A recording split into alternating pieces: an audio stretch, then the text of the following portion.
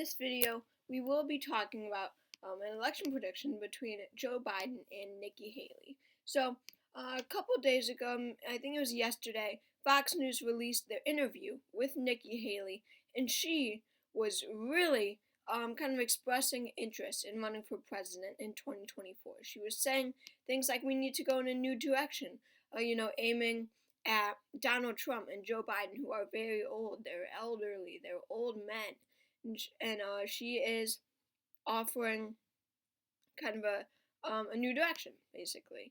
As she said that she has never lost a race. She was basically saying all these things that would make the case for a Haley 2024 presidential bid. And I think that Nikki Haley would not be that weak of a candidate. I think that she's pretty underestimated. If looking at other social media sites, a lot of people are saying Biden would beat her in a landslide, and I would have to disagree with them. I mean, suburban moms, I think that she would do so well in that key voting block. I mean, my mom, I know, when she was watching part of the Haley interview that she saw somewhere, she said she's left leaning. And she said, I like this woman. Even though she served in the Trump administration, she is really someone who a lot of people left leaning can really get behind, can really like. I mean, what she was saying in the interview really made sense. It was common sense stuff, and it was stuff that a lot of people could get behind. So let's go through this election prediction. I think that it would be a close one. So let's say that she does make it through the primary and wins the nomination, and of course Joe Biden is the nominee. So let's start off with our safe Democratic states, as we always do: California, Washington, Hawaii. Illinois would be safe. D.C., Maryland, Delaware, New York, Rhode Island, Mass, Vermont. Maine's first. And New Jersey, no. Okay. Safe Republican states: Utah, Wyoming, Idaho, Montana, North Dakota, South Dakota.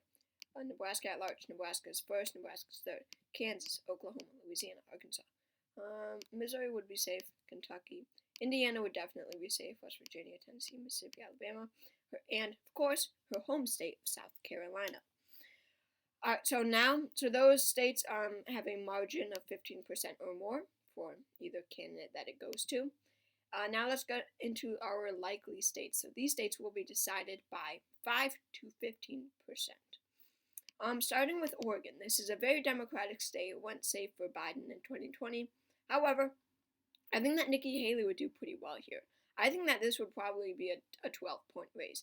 I feel that she would do very well with all across the country. The moms are going to prefer what Nikki Haley is talking about much more than Joe Biden. Nikki Haley is a woman. She's on the younger side compared to other politicians. Suburban moms are really going to connect with Nikki Haley. I think that will have a very big impact on this election.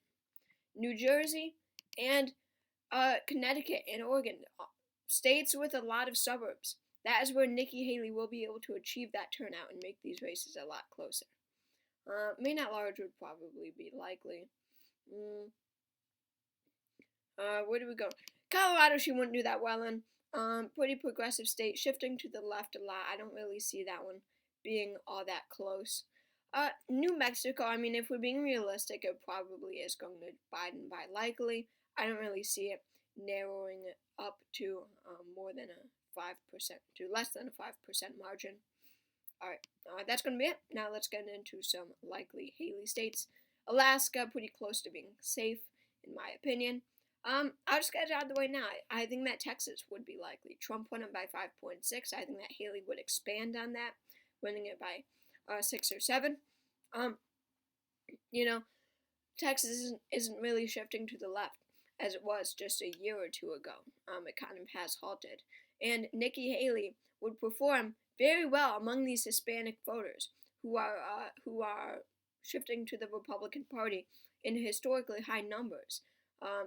She would do better among them than Donald Trump would. Nikki Haley is a minority herself. She is an Indian American, and I think that she would performed pretty well with minorities, especially in cities across the country. Not that the cities really would go to her anyway. But anyway, let's move on.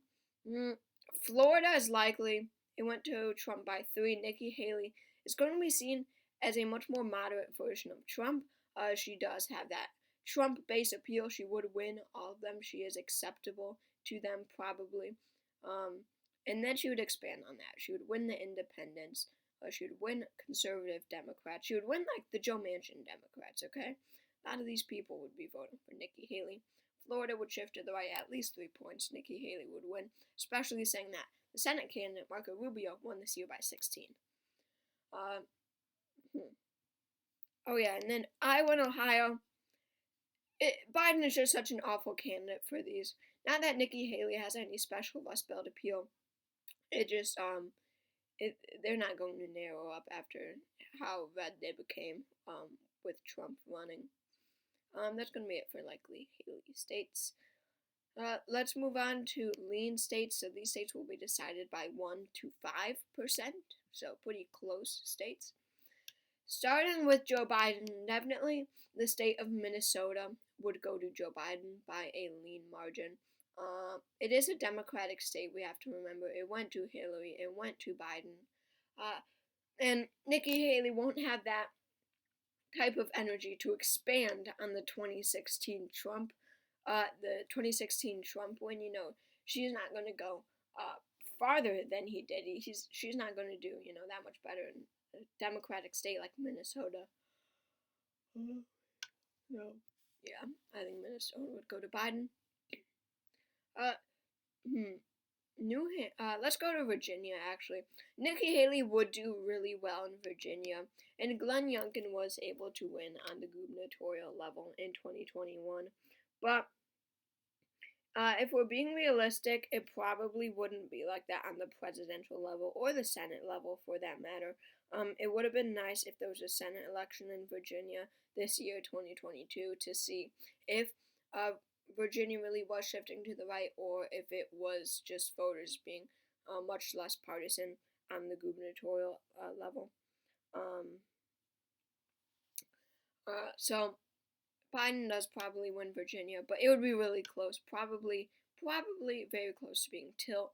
Probably like a 1-point win for Joe Biden, but that one would be a really close one. Now, Nikki Haley would be a good candidate overall, but what is weak about Nikki Haley is her Rust Belt appeal, is her white working class voters appeal. The appeal that Trump had in 2016 and why he was able to carry the entire blue wall and Iowa and Ohio and so on, the entire Rust Belt. Nikki Haley will lack that. Michigan is the most Democratic of the 3 blue wall states, so I do think that it would go to Joe Biden. The other 2 will be very, very close. Now let's move on to New Hampshire. This one really would be close. Hillary won it in 2016 by a very small margin, and both of the congressional candidates and the Senate candidate this year really won big. All 3 competitive races. So this is one that is either going to go to Joe Biden by tilt or lean margin. I'm going with lean at this point. So now we have lean states for Nikki Haley. Let's get into it. North Carolina is definitely one that she would win by a lean margin. Trump was able to win it twice. It's a pretty Republican state, if we're being honest. And Biden doesn't have that type of energy to win it against Nikki Haley in 2024. Maybe against Trump, but Nikki Haley, since she comes right next door from South Carolina, wouldn't really be much of competition. Maine's second would be lean, just because Nikki Haley doesn't have that much appeal that Trump had in 2016 and 2020. Just all of Trump's appeal all around. I forgot a lean Democratic state. The Nebraska second, that's 1 electoral vote. Back to Nikki Haley. Arizona would be lean for her. It is shifting very much to the left, but Nikki Haley would really appeal to those Republicans that voted for Biden in 2020. That is why Joe Biden won, is because there was a large group of Republicans who said, we are traditional Republicans. John McCain Republicans. Donald Trump is not our guy, and they voted for Joe Biden. Nikki Haley would win those back. She is more of a traditional Republican, more of a moderate Republican, not an extremist. She would definitely be able to win Arizona, and we'll wait on Nevada. Yeah. Nevada is going to Nikki Haley, but yeah, we'll wait. Moving on, lean margin. That's going to be it. So now we have 4 tilt states. These 4 states, Nevada, Georgia, Pennsylvania, and Wisconsin, will all be decided by less than 1%. Let's get started since I revealed it already. Nikki Haley would win the state of Nevada. There's 6 electoral votes. That puts her closer to victory. She would be able to perform much better than Trump did among minorities. I feel, and Trump did very well among minorities, unprecedented for a Republican. So I think that Nikki Haley would expand on that, and that would bring a victory in Nevada. I think that she would perform pretty well in Nevada, especially in those Las Vegas suburbs that are so important to winning the state of Nevada. Biden does win the state of Georgia. Problem with Nikki Haley, she would perform well among Asian minorities, but African Americans is really still Biden territory. He would probably still win the state of Georgia, even though Nikki Haley does come by next vote from South Carolina.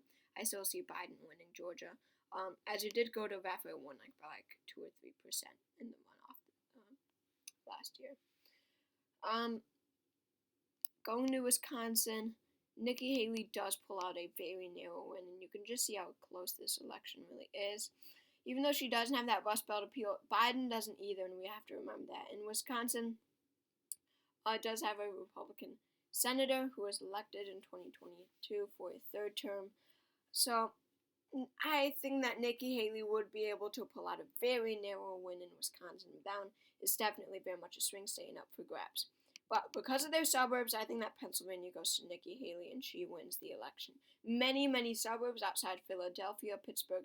So many suburban moms in Pennsylvania. And, suburban moms were so much in the news in 2020 because of Pennsylvania. Both Biden and Trump aimed at these suburban moms in Pennsylvania because they knew to win the election, you would probably have to get Pennsylvania because they've got a lot of electoral votes and it is a swing state. So I think that Nikki Haley does pull out a win in Pennsylvania, giving her victory. So Nikki Haley wins with 281 electoral votes to Joe Biden's 257.